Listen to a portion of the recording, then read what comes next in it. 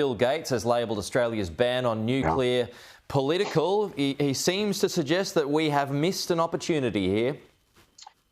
And this is a really tough one, Pete, because it seems like for the most part, the political parties are following the public opinion. But I think his point more broadly is that he believes at least, energy policy and frankly the physics of energy and the safety and efficiency of nuclear energy is well worth doing despite some of that political drama. His view, I think, and we're trying to read between the lines here, but it's been pretty clear, is if we simply remove the rules and started to do it, it would actually be a net positive for Australia's energy supply. My long-term view has always been that we diversify when we invest. We probably should diversify on the energy front as well. Look, I'd love to think we can get away with renewables with no need for managing nuclear risk and nuclear waste.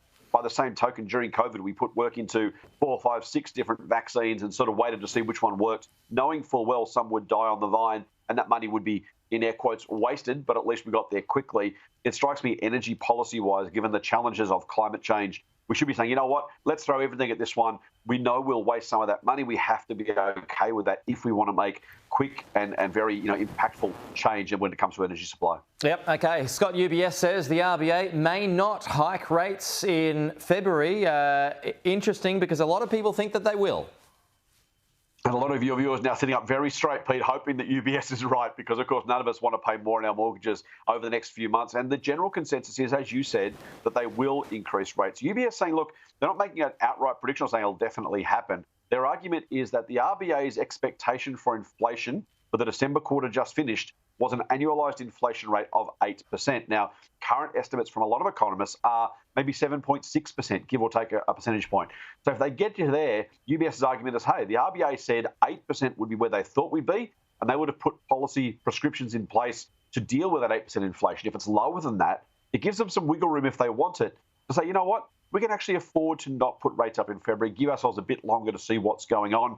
We know, of course, inflation month on month fell in the US in the last set of numbers that were released. So if the RBA wants to, it can assemble a reasonably good set of data to say, you know what, this is why we're going to give another pause. As you say, most economists still expecting the market, still expecting rates to rise in February. That's probably the safest bet.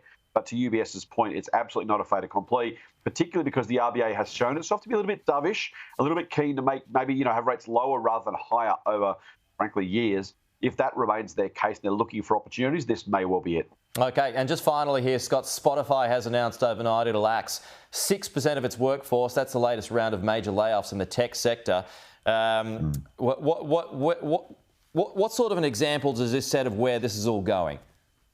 It's incredible, isn't it, mate? Look, tech layoffs seem to be like cockroaches. There's never just one. As soon as a couple of companies did it, everyone's jumping on board. Yeah. Pressure from shareholders, of course. Pressure financially. Spotify still hasn't turned a profit, by the way, so they're still existing on the good graces of their cash balance and the money from investors. So if you think about that and say, okay, what can we do? The CEO is saying, look, I got too ambitious. I invested ahead of growth, hoping that growth would catch up. I got that wrong.